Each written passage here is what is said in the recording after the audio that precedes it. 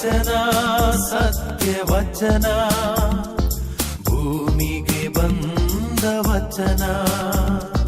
ವಚನ ಸತ್ಯ ವಚನ, ಭೂಮಿಗೆ ಬಂದ ವಚನ. ಆದಿಯಲ್ಲಿ ಇದ್ದ ವಚನ, ನಮ್ಮ ನೋಡ ಬಂದ ವಚನ. ವಚನ ಸತ್ಯ ವಚನ, ಭೂಮಿಗೆ ಬಂದ ವಚನ.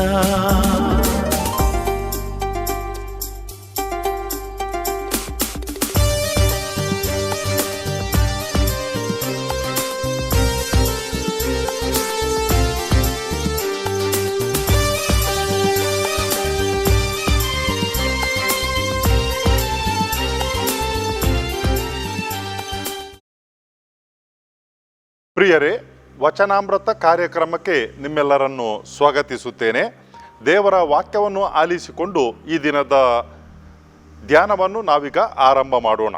ಸಂತ ಮಾರ್ಕನು ಬರೆದ ಸುವಾರ್ತೆ ಅಧ್ಯಾಯ 14 ವಾಕ್ಯ 32ರಿಂದ 42 ತನಕ. ಗೆಸ್ಸೆಮನಿ ತೋಪಿನಲ್ಲಿ ಮನೋವೇದನೆ. ತರುವಾಯ ಅವರೆಲ್ಲರೂ ಗೆಸ್ಸೆಮನೆ ಎಂಬ ತೋಪಿಗೆ ಬಂದರು. ಯೇಸು ಸ್ವಾಮಿ ತಮ್ಮ ಶಿಷ್ಯರಿಗೆ, ನಾನು ಪ್ರಾರ್ಥನೆ ಮಾಡಿ ಬರುವವರೆಗೂ ನೀವು ಇಲ್ಲೇ ಕುಳಿತಿರಿ ಎಂದು ಹೇಳಿ ಪೇತ್ರ, ಯಾಕೋಬ ಮತ್ತು ಯೋಹಾನರನ್ನು ಮಾತ್ರ ತಮ್ಮ ಜೊತೆಯಲ್ಲಿ ಕರೆದುಕೊಂಡು ಮುಂದಕ್ಕೆ ಹೋದರು. ಅಲ್ಲಿ ಅತೀವ ದುಃಖದಿಂದಾಗಿ ಚಿಂತಾಕ್ರಾಂತರಾಗಿ, ನನ್ನ ಮನೋವೇದನೆ ಪ್ರಾಣ ಹಿಂಡುವಷ್ಟು ತೀವ್ರವಾಗಿದೆ, ನೀವು ಇಲ್ಲೇ ಇದ್ದು ಎಚ್ಚರವಾಗಿರಿ ಎಂದರು. ಆನಂತರ ಅಲ್ಲಿಂದ ಇನ್ನೂ ಸ್ವಲ್ಪ ಮುಂದಕ್ಕೆ ಹೋಗಿ ನೆಲಕ್ಕೆ ಕುಸಿದು ಪ್ರಾರ್ಥಿಸುತ್ತಾ, ಸಾಧ್ಯವಾದರೆ ಈ ವಿಷಮ ಗಳಿಗೆಯ ನನ್ನಿಂದ ದೂರವಾಗಲಿ ಎಂದು ದೇವರನ್ನು ಭಿನ್ನವಿಸಿದರು. ಆನಂತರ, ಅಪ್ಪ ಪಿತನೇ, ನಿಮಗೆ ಎಲ್ಲವೂ ಸಾಧ್ಯ, ಈ ಕಷ್ಟದ ಕೊಡವನ್ನು ನನ್ನಿಂದ ತೆಗೆದು ಬಿಡಿ, ಆದರೂ ನನ್ನ ಚಿತ್ತದಂತೆ ಅಲ್ಲ, ನಿಮ್ಮ ಚಿತ್ತದಂತೆ ಆಗಲಿ ಎಂದರು. ಆನಂತರ ಹಿಂದಿರುಗಿ ಬಂದು ಆ 3 ಶಿಷ್ಯರು ನಿದ್ರಿಸುತ್ತಿದ್ದುದನ್ನು ಕಂಡು ಪೇತ್ರನಿಗೆ, ಸಿಮೋನನೇ, ನಿದ್ದೆ ಮಾಡುತ್ತಿರುವೆಯೋ? 1 ಗಂಟೆಯಾದರೂ ಎಚ್ಚರವಾಗಿರಲು ನಿನಗೆ ಸಾಧ್ಯವಾಗದೆ ಹೋಯಿತೋ? ಪ್ರಲೋಭನೆಗೆ ಒಳಗಾಗದಂತೆ ಎಚ್ಚರದಿಂದ ಇದ್ದು ಪ್ರಾರ್ಥನೆ ಮಾಡಿ, ಆತ್ಮಕ್ಕೇನು ಆಸಕ್ತಿ ಇದೆ, ಆದರೆ ದೇಹಕ್ಕೆ ಶಕ್ತಿ ಸಾಲದು ಎಂದರು. ಮರಳಿ ಹಿಂದಕ್ಕೆ ಹೋಗಿ ಮೊದಲು ಪ್ರಾರ್ಥನೆ ಮಾಡಿದಂತೆಯೇ ಮಾಡಿದರು. ಪುನಃ ಶಿಷ್ಯರ ಬಳಿಗೆ ಬಂದಾಗ ಅವರು ಇನ್ನೂ ನಿದ್ರಾವಸ್ಥೆಯಲ್ಲಿದ್ದರು. ಅವರ ಕಣ್ಣುಗಳು ಬಹುಭಾರವಾಗಿದ್ದವು. ಯೇಸುವಿಗೆ ಏನು ಉತ್ತರ ಕೊಡಬೇಕೆಂದು ಅವರಿಗೆ ತಿಳಿಯದೆ ಹೋಯಿತು. ಯೇಸು 3ನೇ ಸಾರಿ ಅವರ ಬಳಿಗೆ ಬಂದು, ನೀವು ಇನ್ನೂ ನಿದ್ರಿಸಿ ವಿಶ್ರಮಿಸುತ್ತಿರುವಿರಾ? ಸಾಕು, ಸಮಯವು ಸಮೀಪಿಸಿತು, ನರಪುತ್ರನು ದುರ್ಜನರ ಕೈವಶ ಆಗಲಿದ್ದಾನೆ, ಎದ್ದೇಳಿ ಹೋಗೋಣ. ಇಗೋ ನೋಡಿ, ನನಗೆ ದ್ರೋಹ ಬಗೆಯುವವನು ಹತ್ತಿರವೇ ಇದ್ದಾನೆ ಎಂದರು. ಕ್ರಿಸ್ತರ ಶುಭ ಸಂದೇಶವಿದು. ಕ್ರಿಸ್ತರೇ ನಿಮಗೆ ಸ್ತುತಿಯಾಗಲಿ.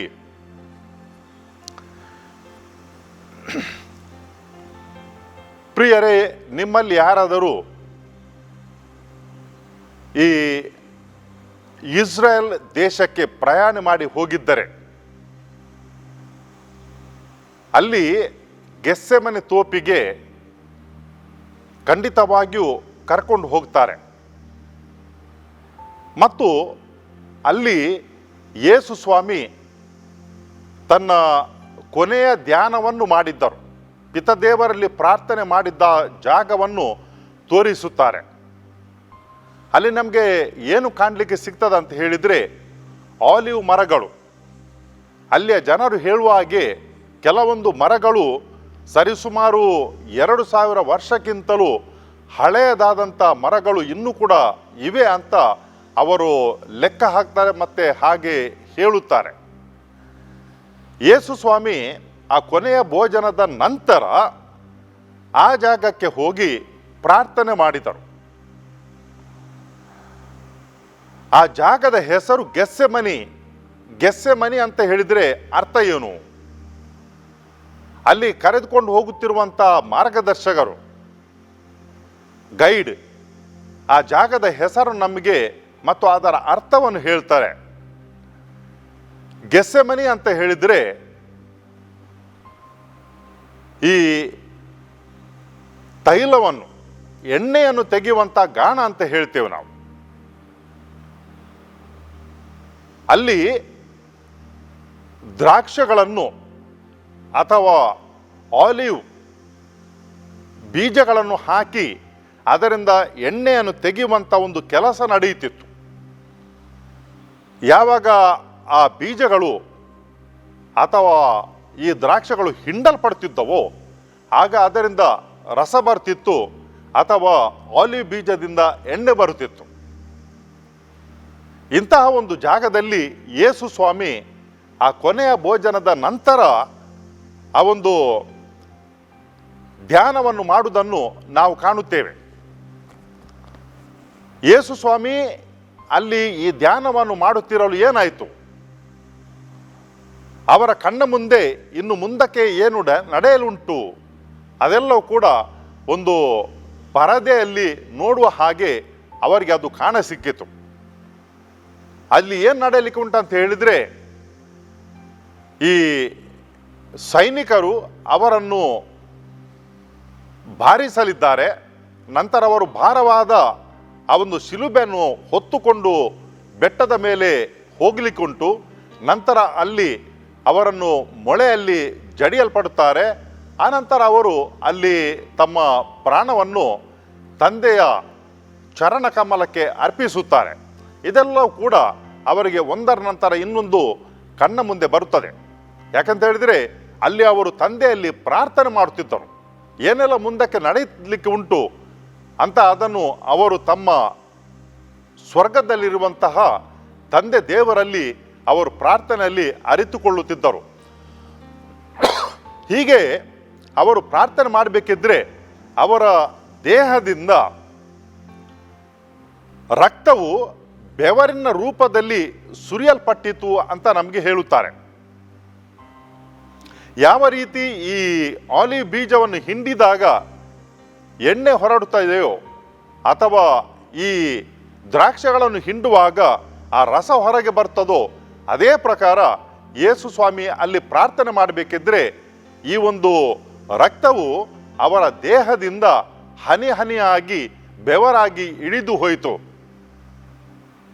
ಅವರ ಜೀವ ಒಂದರ್ಥದಲ್ಲಿ ಹಿಂಡಲ್ಪಟ್ಟಿತ್ತು. ಯಾವುದರಿಂದಾಗಿ? ಮುಂದಕ್ಕೆ ಬರುವಂಥ ಕಷ್ಟಗಳನ್ನು ನೆನೆಯಬೇಕಿದ್ರೆ ಅವರ ಜೀವದಲ್ಲಿ ಅಂಥ ಒಂದು ಕಷ್ಟ ಸಂಕಷ್ಟಗಳು ಅಲ್ಲಿ ಉದ್ಭವವಾಗಿದ್ದವು ಮತ್ತು ಅವರಿಗೆ ಅದು ನೋವನ್ನು ಉಂಟು ಮಾಡಿತ್ತು ಎಂಬುದರಲ್ಲಿ ನಮಗೆ ಆ ಒಂದು ಅರ್ಥ ಕಾಣ ಸಿಗುತ್ತದೆ.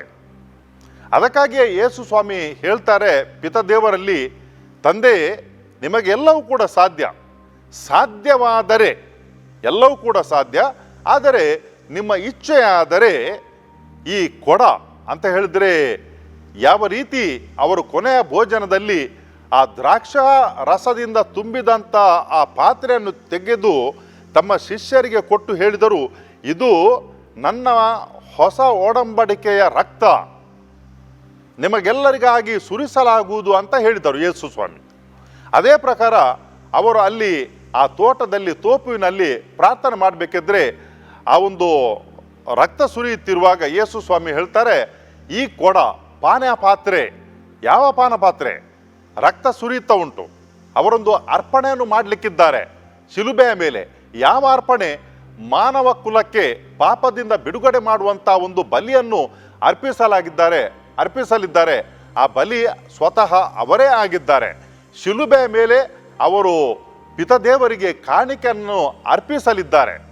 ಆದರೆ ಅಷ್ಟೊಂದು ನೋವನ್ನು ಅವರು ಅನುಭವಿಸ್ಲಿಕ್ಕುಂಟು. ಅದಕ್ಕಾಗಿ ಆ ನೋವು ನೆನೆಯುತ್ತಾ ಯೇಸು ಸ್ವಾಮಿ ತನ್ನ ಪಿತದೇವರಲ್ಲಿ ಹೇಳ್ತಾರೆ, ನೀವು ಈ ಒಂದು ಕೊಡವನ್ನು ನನ್ನಿಂದ ತೆಗೆದು ಬಿಡಿರಿ, ದೂರಕ್ಕೆ ಸರಿಸಿರಿ ಅಂತ ಹೇಳಿಕೊಂಡು. ಅದರ ಅರ್ಥ ಇದಲ್ಲ. ಏನಂತ ಹೇಳಿದರೆ ಯೇಸು ಸ್ವಾಮಿ ಕಷ್ಟದಿಂದ ದೂರಕ್ಕೆ ಹೋಗಲು ಅಥವಾ ತಪ್ಪಿಸಿಕೊಳ್ಳಲಿಕ್ಕೆ ಪ್ರಯತ್ನ ಪಡುತ್ತಿದ್ದರು ಎಂಬುದಾಗಲ್ಲ. ಬದಲಾಗಿ ಯೇಸು ಸ್ವಾಮಿ ತಕ್ಷಣ ಕೇಳ್ತಾರೆ, ಆದರೆ ನನ್ನ ಇಚ್ಛೆ ಅಲ್ಲ, ತಮ್ಮ ಇಚ್ಛೆಯ ಪ್ರಕಾರ ನಡೆಯಲಿ ಅಂತ ಹೇಳಿಕೊಂಡು ಯೇಸು ಸ್ವಾಮಿ ತಯಾರಿದ್ದಾರೆ. ಏನು ಮಾಡಲಿಕ್ಕೆ? ಪಿತದೇವರ ಇಚ್ಛೆಯಂತೆ ತನ್ನ ಜೀವನದಲ್ಲಿ ನಡೆಯಲಿಕ್ಕೆ ಅವರು ಸದಾ ತಯಾರಿದ್ದಾರೆ. ಅದಕ್ಕೆ ಹೇಳ್ತಾರೆ, ನನ್ನ ಇಚ್ಛೆ ಅಂತಲ್ಲ, ತಮ್ಮ ಇಚ್ಛೆಯಂತೆ ನಡೆಯಲಿ ಅಂತ ಹೇಳಿಕೊಂಡು, ಮತ್ತು ಅವರು ಹಾಗೇನೆ ಮಾಡುವುದನ್ನು ನಾವು ನೋಡುತ್ತೇವೆ ಆ ಗೆಸ್ಸೆಮನಿ ತೋಪಿನಲ್ಲಿ. ಪ್ರಿಯರೇ, ನಾವು ಅನೇಕ ಬಾರಿ ದೇವರಲ್ಲಿ ಪ್ರಾರ್ಥನೆಯನ್ನು ಮಾಡುತ್ತೇವೆ. ಆ ಪ್ರಾರ್ಥನೆ ಹೇಗಿರ್ತದೆ ಅಂತ ಹೇಳಿದರೆ, ನಮ್ಮ ಇಚ್ಛೆ ಪೂರೈಕೆ ಆಗಬೇಕು, ಅದಕ್ಕಾಗಿ ದೇವರು ನಮ್ಮನ್ನು ಕೇಳಬೇಕು. ಒಂದು ವೇಳೆ ನಾವು ಮಾಡಿದಂಥ ಪ್ರಾರ್ಥನೆ ಅದರ ಫಲ ನಮಗೆ ಸಿಗದೇ ಹೋದರೆ ಏನಾಗ್ತದೆ ಅಂತ ಹೇಳಿದರೆ, ನಾವು ನಿರಾಸಕ್ತರಾಗುತ್ತೇವೆ, ನಾವು ನಿಶ್ಶಕ್ತರಾಗುತ್ತೇವೆ. ಒಂದು ವೇಳೆ ನಮಗೆ ಅಂಥದ್ದು ಸಿಗದಿದ್ದರೆ ಏನಾಗ್ತದೆ ಅಂತ ಹೇಳಿದರೆ, ದೇವರು ನಮ್ಮ ಪ್ರಾರ್ಥನೆಯನ್ನು ಆಲಿಸುವುದಿಲ್ಲವೇ ಎಂದು ನಮ್ಮ ಆ ಒಂದು ವಿಶ್ವಾಸವು ಕೂಡ ಅದು ಕ್ಷೀಣವಾಗುವುದನ್ನು ನಾವು ಅನೇಕ ಬಾರಿ ಕಾಣುತ್ತೇವೆ. ಪ್ರತಿ ಸಲ ನಾವು ಬೇಡಿದ್ದು ದೇವರು ನಮಗೆ ನೀಡಲೇಬೇಕು, ಸಿಗಲೇಬೇಕು ಎಂಬುದು ಅರ್ಥ ಅಲ್ಲ ಪ್ರಾರ್ಥನೆಯತ್ತು. ಸ್ವತಃ ದೇವರ ಕುಮಾರ, ದೇವರಷ್ಟೇ ಅವರು ಕೂಡ ಸರಿಸಮಾನರು. ಆದರೂ ಕೂಡ ಏನು ಮಾಡ್ತಾರೆ ಅಂತ ಹೇಳಿದರೆ, ನನ್ನ ಇಚ್ಛೆ ಅಲ್ಲ, ಬದಲಾಗಿ ತಮ್ಮ ಇಚ್ಛೆ ಆಗಲಿ ಅಂತ ಅವರು ಪ್ರಾರ್ಥಿಸುತ್ತಾರೆ. ಪ್ರಿಯರೇ, ನಮಗೆ ಇದರಲ್ಲಿ ಒಂದು ದೊಡ್ಡ ಉದಾಹರಣೆ ಉಂಟು. ನಮ್ಮ ಜೀವನದಲ್ಲಿ ಅನೇಕ ಬಾರಿ ನಾವು ಕೂಡ ಹಿಂಡಲ್ಪಡುತ್ತೇವೆ. ಯಾವ ರೀತಿ ಯೇಸು ಸ್ವಾಮಿ ಆ ತೋಪಿನಲ್ಲಿ ಪ್ರಾರ್ಥನೆ ಮಾಡುತ್ತಿರುವಾಗ ಹಿಂಡಲ್ಪಟ್ಟರು, ರಕ್ತವು ಬೆವರಾಗಿ ಇಳಿದು ಹೋಯಿತು. ಆ ಸಮಯದಲ್ಲಿ ಆ ನೋವನ್ನು ನೆನೆದು ಅವರು ಪ್ರಾರ್ಥನೆಯನ್ನು ಮಾಡಿದರು. ಅನೇಕ ಬಾರಿ ನಮ್ಮ ಜೀವನದಲ್ಲಿ ಇದೇ ರೀತಿ ಆಗ್ತದೆ. ಸೋಲು ನಂತರ ಸೋಲು, ಕಷ್ಟಗಳ ನಂತರ ಕಷ್ಟಗಳು ಬರುವಾಗ ನಮ್ಮ ಜೀವನದಲ್ಲಿ ನಾವು ಸೋತು ಹೋಗ್ತೇವೆ, ನಾವು ನಿರಾಸಕ್ತರಾಗುತ್ತೇವೆ, ನಿರಾಶಾದಾಯರಾಗ್ತೇವೆ. ಆಗ ಏನು ಮಾಡಬೇಕಂತ ಯೇಸು ಸ್ವಾಮಿ ನಮಗೆ ತೋರಿಸಿಕೊಡ್ತಾರೆ. ನಾವು ವಿಶ್ವಾಸವನ್ನು ಕಳೆದುಕೊಳ್ಬೇಕಾಗಿಲ್ಲ.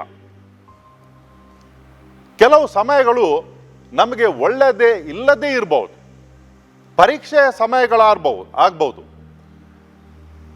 ಪರೀಕ್ಷೆಯ ಸಮಯ ಅದು ಮೋಜಿನ ಸಮಯ ಅಲ್ಲ, ಅದು ಆಟ ಆಡುವಂಥ ಸಮಯ ಅಲ್ಲ. ಪ್ರತಿಯೊಬ್ಬರಿಗೂ ಕೂಡ, ಕಷ್ಟಪಡುವವರಿಗೆ ಖಂಡಿತವಾಗಿಯೂ ಅದೊಂದು ಕಷ್ಟದ ಸಮಯನೇ. ಅದೇ ಪ್ರಕಾರ ಯಾರು ಬುದ್ಧಿವಂತರಿದ್ದಾರೆ ಅವರಿಗೆ ಕೂಡ ಈ ಪರೀಕ್ಷೆಯ ಸಮಯ ಕಷ್ಟಕರದ ಸಮಯನೇ. ಅವರಿಗೆ ಕೂಡ ಒಂದು ರೀತಿಯ ಒಳಗೆ ಒಂದು ಆತಂಕ, ಭಯ ಇದ್ದೇ ಇರ್ತದೆ ಸಾಮಾನ್ಯ ಜನರಿಗೆ.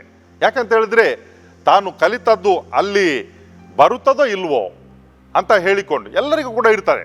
ಆದರೆ ಯಾವಾಗ ಒಂದು ಆತ್ಮಸ್ಥೈರ್ಯದಿಂದ ಆ ಒಂದು ಪ್ರಸಂಗವನ್ನು ಯಾರು ಮುಂದಕ್ಕೆ ಕೊಂಡು ಹೋಗ್ತಾರೆ ಮತ್ತು ಅದನ್ನು ಎದುರಿಸಿಕೊಂಡು ಮುಂದಕ್ಕೆ ಹೋಗ್ತಾರೆ, ಅವರು ಜಯಶೀಲಿಗಳಾಗ್ತಾರೆ. ಪ್ರಿಯರೇ, ಯೇಸು ಸ್ವಾಮಿಯ ಜೊತೆಗೆ ಅಲ್ಲಿ ಹೋಗುತ್ತಿರುವಾಗ 3 ಶಿಷ್ಯರಿದ್ದರು, ಎಲ್ಲರಿದ್ದರು. ಆದರೆ ಯೇಸು ಸ್ವಾಮಿ 3 ತನ್ನ ಜೊತೆಯಲ್ಲಿ ಕರ್ಕೊಂಡು ಹೋಗಿ ಉಳಿದವರನ್ನ ಅಲ್ಲೇ ಸ್ವಲ್ಪ ಹಿಂದಕ್ಕೆ ಬಿಟ್ಟಿದ್ದರು.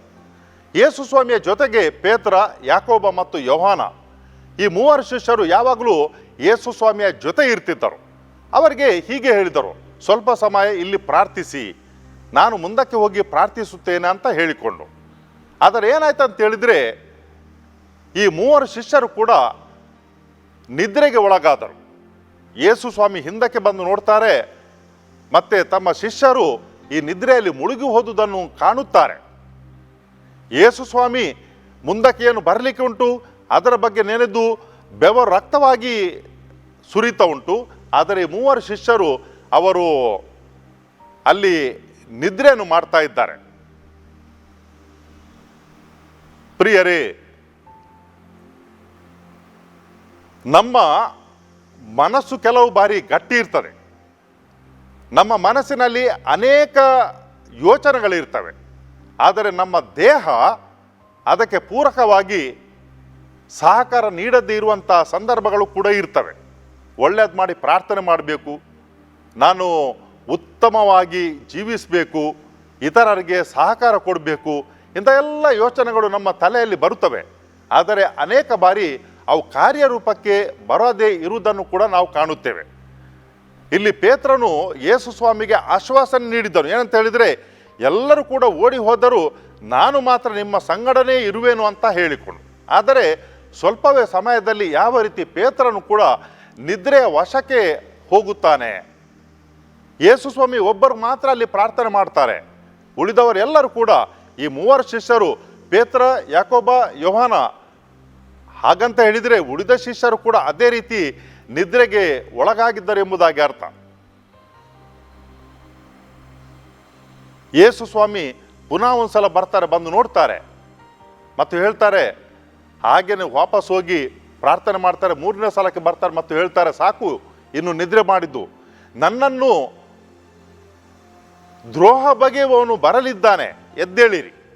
ನಮ್ಮ ಜೀವನದಲ್ಲಿ ಅನೇಕ ಬಾರಿ ಇರ್ತಾರೆ ಸಂಗಡ ನೀಡುವವರು. ಅವರು ನಮ್ಮ ಜೊತೆಗಿದ್ದಾಗ ನಮಗೆ ಏನೋ ಒಂದು ಉತ್ಸಾಹ ಮತ್ತು ಧೈರ್ಯ ಇರುತ್ತದೆ. ಆದರೆ ಯೇಸು ಸ್ವಾಮಿಯ ಜೀವನದಿಂದ ನಾವು ಕಲಿಯಬೇಕು, ಅಥವಾ ನಮಗೆ ಅವರು ಏನು ಕಲಿಸ್ತಾರೆ ಅಂತ ಹೇಳಿದರೆ, ನಮ್ಮ ಜೊತೆಗೆ ಯಾರೇ ಇರಲಿ ಯಾರೇ ಇರದೇ ಇರಲಿ, ನಾವು ಮಾತ್ರ ದೇವರಲ್ಲಿ ವಿಶ್ವಾಸವನ್ನು ಇಟ್ಟು ಆ ಪ್ರಕಾರ ಜೀವಿಸಿದರೆ ದೇವರು ನಮ್ಮ ಕೈ ಹಿಡಿಯುತ್ತಾರೆ, ದೇವರು ನಮ್ಮ ಜೊತೆ ಇರ್ತಾರೆ. ನಮ್ಮ ಜೀವನದಲ್ಲಿ ಯಾರೇ ಇರಲಿ ಇರದಿರಲಿ, ನಮ್ಮ ವಿಶ್ವಾಸ ಮಾತ್ರ ದೇವರೊಬ್ಬರಲ್ಲಿ ಮಾತ್ರ ಇರಬೇಕು. ಮನುಷ್ಯರು ಎಷ್ಟೇ ಸಮೀಪದವರಾದರೂ ಕೂಡ, ಎಷ್ಟೇ ಮಿತ್ರರಾಗಿದ್ದರೂ ಕೂಡ, ಒಂದು ಸಂದರ್ಭ ಇರ್ತದೆ, ಅವರಿಗೆ ಕೂಡ ಅಸಹಾಯಕರಾಗಿ ಅವರು ಬಿಡ್ತಾರೆ. ನಮ್ಮ ಜೊತೆ ಅವರು ಇಲ್ಲದಿರಬಹುದು, ಮನಸ್ಸಿದ್ದರೂ ಕೂಡ ಇಲ್ಲದಿರಬಹುದು. ಅಂಥ ಸಂದರ್ಭದಲ್ಲಿ ಸಾಮಾನ್ಯವಾಗಿ ನಮ್ಮ ಮನಸ್ಸಿನಲ್ಲಿ ನಾವು ನಿಶ್ಶಕ್ತರಾಗ್ತೇವೆ. ಏನು ಮಾಡುವುದು? ನನಗೆ ಸಮೀಪದವರು, ನಾವು ನಿಮ್ಮ ಜೊತೆ ಇರ್ತೇವೆ ಅಂತ ಹೇಳಿದವರು ಕೂಡ ಇಲ್ಲ ಅಲ್ಲ ಎಂಬ ಒಂದು ಭಯ ನಮ್ಮ ಮನಸ್ಸಿನಲ್ಲಿ ಇರ್ತದೆ. ಆದರೆ ನಾವು ಒಂದನ್ನು ಜ್ಞಾಪಕದಲ್ಲಿ ಇಡಬೇಕು. ಅದೇನಂತ ಹೇಳಿದರೆ, ಯಾರು ಕೂಡ ನಮ್ಮಲ್ಲಿ ಜೊತೆ ಇಲ್ಲದೇ ಇರಬಹುದು, ಆದರೆ ಯೇಸು ಸ್ವಾಮಿ ದೇವರು ಸದಾ ನಮ್ಮ ಜೊತೆ ಇರ್ತಾರೆ. ಅದು ಕೂಡ ನಮ್ಮ ಕಷ್ಟ ಕಾಲದಲ್ಲಿ ಅವರ ಜೊತೆ ಇರ್ತಾರೆ. ಯಾರು ನಮ್ಮೊಂದಿಗೆ ಇರದೇ ಇದ್ದಾಗ, ಅಂತಹ ಸಂದರ್ಭದಲ್ಲಿ ಅವರು ನಮ್ಮ ಜೊತೆ ಇರ್ತಾರೆ. ಅದಕ್ಕಾಗಿ ಅನೇಕ ಬಾರಿ ನಾವು ಯೋಚನೆ ಮಾಡಿ ನೋಡಬೇಕು, ನಮ್ಮ ಮಿತ್ರರು ಎಷ್ಟೇ ಸಮೀಪದವರಾಗಿದ್ದರೂ ಕೂಡ, ಜನರು ಎಷ್ಟೇ ಸಮೀಪದವರಾಗಿದ್ದರೂ ಕೂಡ, ಕೊನೆಗೆ ನಮಗೆ ಸಹಾಯಕ್ಕೆ ಬರುವವರು, ನಮ್ಮ ಜೊತೆಯಾಗಿ ನಿಲ್ಲುವವರು ದೇವರು ಒಬ್ಬರೇ. ಎಲ್ಲರೂ ನನ್ನ ಕೈ ಬಿಟ್ಟರು, ನೀನೊಬ್ಬನು ಮಾತ್ರ ನನ್ನನ್ನು ಬಿಡದೆ ಇರುವೆ ಅಂತ ನಾವು ಕೆಲವು ಸಾರಿ ಗೀತೆಯನ್ನು ಹಾಡುತ್ತೇವೆ. ಅದಾಗಿದೆ ನಮ್ಮ ವಿಶ್ವಾಸ ಪ್ರಿಯರೇ, ಅದಾಗಿದೆ ನಮ್ಮ ವಿಶ್ವಾಸ. ಮತ್ತು ಹಾಗೆ ನಾವು ಇರಬೇಕು ಮತ್ತು ಬಾಳಬೇಕು. ಯೇಸು ಸ್ವಾಮಿಯ ಕಷ್ಟಗಳನ್ನು ನೆನೆಯುತ್ತಿರುವಂಥ ಈ ದಿವಸಗಳಲ್ಲಿ, ತಪಸ್ಸಿನ ಕಾಲದಲ್ಲಿ ನಾವು ಸದಾ ಅದನ್ನು ನಮ್ಮ ಕಣ್ಣ ಮುಂದಕ್ಕೆ ತಂದು ನಾವು ಯೇಸು ಸ್ವಾಮಿಯ ಕೃಪೆಯನ್ನು ಕೋರುವ, ನಮ್ಮ ಜೀವನದಲ್ಲಿ ಕಾಯಿಲೆ ಬಂದಾಗ, ನಮ್ಮ ಜೀವನದಲ್ಲಿ ನಾವು ಸೋತು ಹೋದಾಗ, ನಮ್ಮ ಜೀವನದಲ್ಲಿ ಆರ್ಥಿಕ ಸಂಕಷ್ಟಕ್ಕೆ ನಾವು ಒಳಗಾದಾಗ, ನಮ್ಮ ಜೀವನದಲ್ಲಿ ಪ್ರೀತಿ ಸ್ನೇಹ ಮಾಡಿದವರು ನಮ್ಮ ಕೈ ಬಿಟ್ಟಾಗ, ನಾವು ನಿರಾಸೆಗೆ ಒಳಗಾಗದೆ ಸದಾ ವಿಶ್ವಾಸ ಭರಿತರಾಗಿ, ದೇವರಲ್ಲೇ ವಿಶ್ವಾಸ ಭರಿತರಾಗಿ ನಾವು ಜೀವಿಸುವಂತೆ ದೇವರಲ್ಲಿ ಕೃಪೆಯನ್ನು ಕೋರೋಣ ಮತ್ತು ಹಾಗೆ ಜೀವಿಸಲಿಕ್ಕೆ ಪ್ರಾರ್ಥನೆ ಮಾಡೋಣ. ಕರ್ತರಾದ ದೇವರೇ, ಇಂದಿನ ಈ ದಿವಸವನ್ನು ನೀವು ನಮಗೆ ದಯಮಾಡಿದ್ದಕ್ಕಾಗಿ ನಾವು ನಿಮಗೆ ಕೃತಜ್ಞತೆಗಳನ್ನು ಸಲ್ಲಿಸುತ್ತೇವೆ. ಈ ದಿವಸ ನಿಮ್ಮ ವಾಕ್ಯವನ್ನು ಆಲಿಸಿಕೊಂಡು ನಿಮ್ಮ ವಾಕ್ಯವನ್ನು ಧ್ಯಾನಿಸಲು ನಮಗೆ ಅವಕಾಶವನ್ನು ಕೊಟ್ಟಿದ್ದೀರಿ. ನಿಮ್ಮ ಪುತ್ರರು ಈ ಭೂಲೋಕಕ್ಕೆ ಬಂದಾಗ ಗೆತ್ಸೆಮನೆ ತೋಪಿನಲ್ಲಿ ಪ್ರಾರ್ಥನೆ ಮಾಡಿದಂಥ ಘಟನೆಯನ್ನು ಇವತ್ತು ನಾವು ಆಲಿಸಿಕೊಂಡೆವು. ಆ ಕಷ್ಟಗಳನ್ನು ನೆನೆದು ಅವರಿಗೆ ನಿಜವಾಗಿಯೂ ಅದು ಬೇಡ ಅನ್ನಿಸಿತು.